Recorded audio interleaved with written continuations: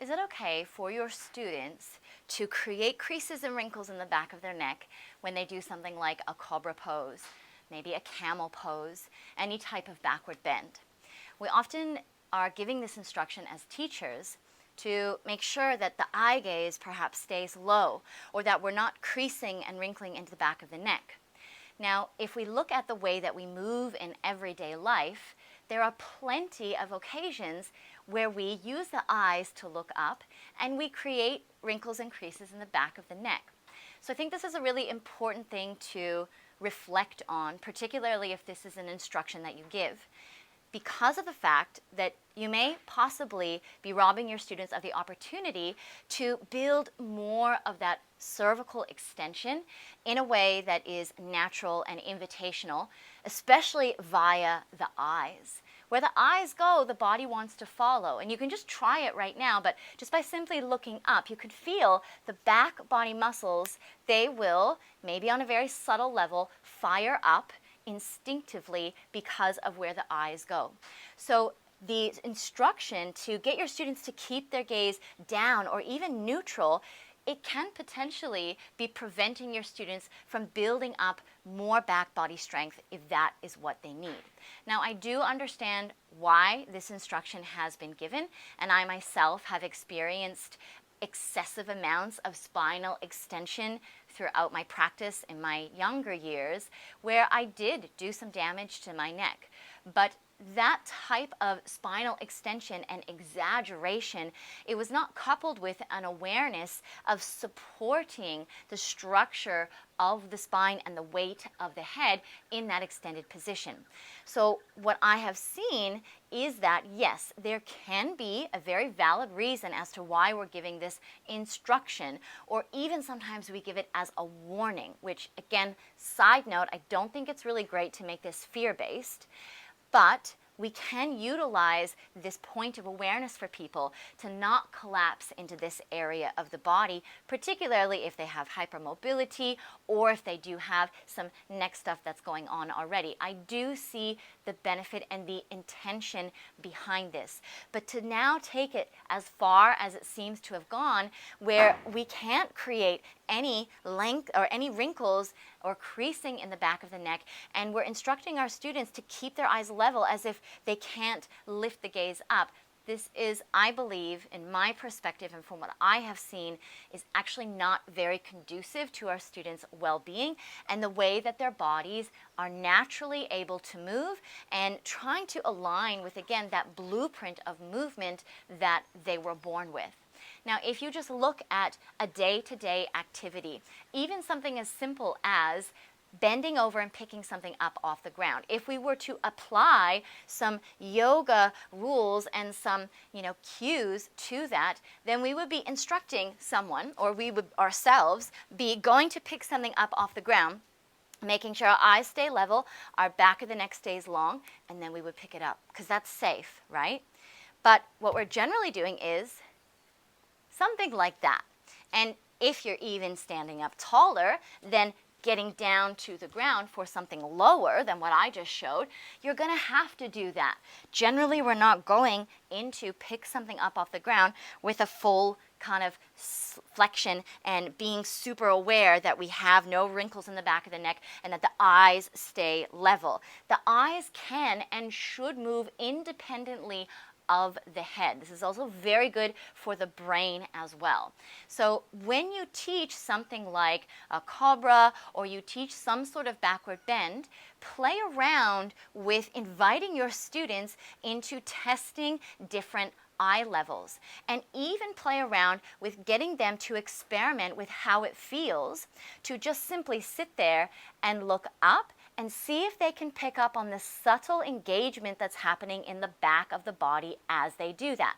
When we look at the purpose of backward bending for the structure of the body, it is for the benefit of creating spaciousness in the front of the body, building up strength in the back of the body, among many other things. But if we just look at it for that basic reason, then it makes total sense to utilize the eye gaze in order to support the opening of the front of the body body because there is that activation that will naturally occur in the back of the body. So the eyes are going to send a message to the body in order for it to participate and really come to play within whatever movement it is that we're doing.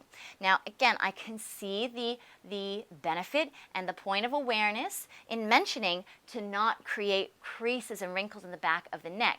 But then what we see happening is almost like people get their heads in their COBRA or in, some of these backward bends, like it's in a one of those neck braces, like they had a car accident or something like that, and there's very little movement. We're not trying to create like rigidity and restriction in the body. We're trying to allow for there to be flow. So what you can do is to bring that point of awareness, and it's not bad, dangerous, wrong if you are mindfully instructing and offering your students to have an opportunity to try a variation. Let's say it is from COBRA, where they're actually leading with the eyes first. They're actually lifting the chin off the ground and the eyes off the ground first. And then they're using that to kind of peel the body up. And they can see how that feels.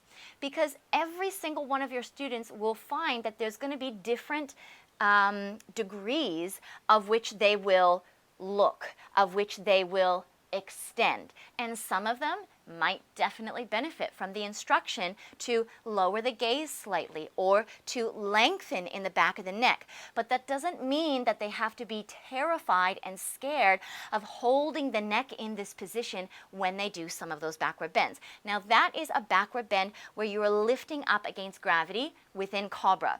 Now that is a different situation for a lot of people, and I am one of those people, than doing something like a backward bend in camel, where now the spinal extension is being helped by gravity to the point where it can be very easy for your students to just let the head go and collapse. And in that instance, yeah, I can definitely see, again, I am one of those people that needs to do that I need to intentionally keep spaciousness through the back of my neck in order to be able to support the weight of my head, especially because I have had an injury there in the past. So it's going to be totally different for every single one of your students. But to blanket things and say, this is the way we do it, you keep your head like this, you keep your eyes like that, first of all, that is not supporting the body's natural movements and utilizing the eyes to encourage the back body muscles to come to the party, to fire up, to be there in support of the backward bend. And it's also not giving your students the opportunity to feel into what it is that they personally want to do, want to explore, what it is that they need. And this is really important because if you are invested in offering your students an introspective opportunity through asana, then it's great to give them these opportunities and these chances to explore and to feel into what it is that is working for them. And the fact of the matter is, a lot of them have had the fear of God put into them that they shouldn't be moving their necks, and so they've habitually created this stiffness in their body as they come into something like a COBRA pose. So play around with this in your classes. I'll give you a very quick little demonstration and cueing about how I like to do this for my students in two different ways for them to explore.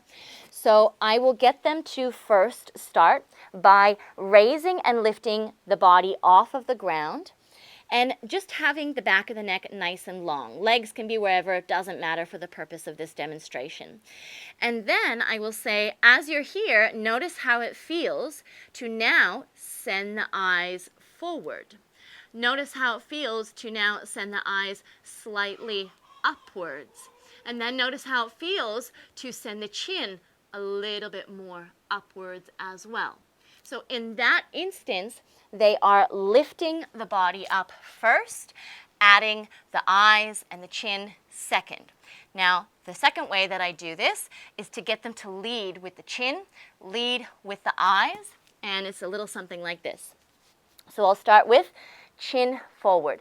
Keep your chest down and just raise your eyes first. Raise your chin second, and only allow your body to lift off the ground because the eyes and the chin are the leaders.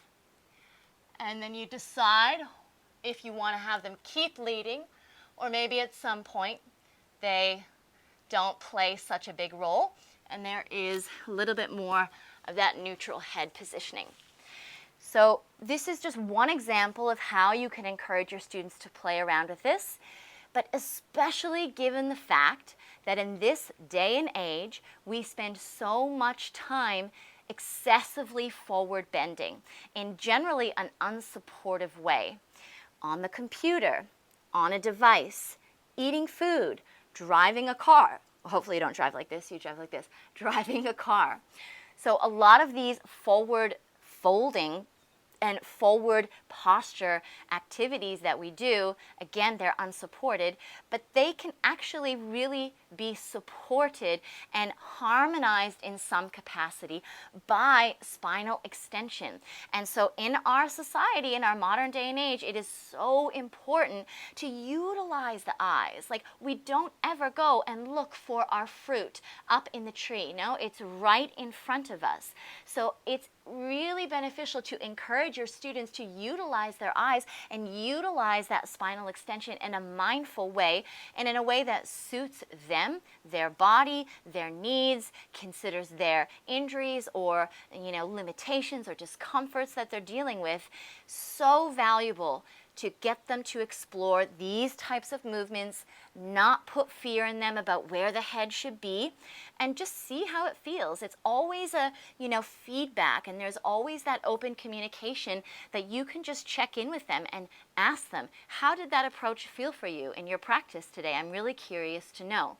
And a lot of times people, what I have found, is that they finally let themselves be free within that, and there's just a whole other expansion that happens within the body, not to mention a stability and a strengthening that comes as a result of allowing the head to have a little bit more freedom. So give this a try in your next class that you teach, and let me know if you have any questions about it.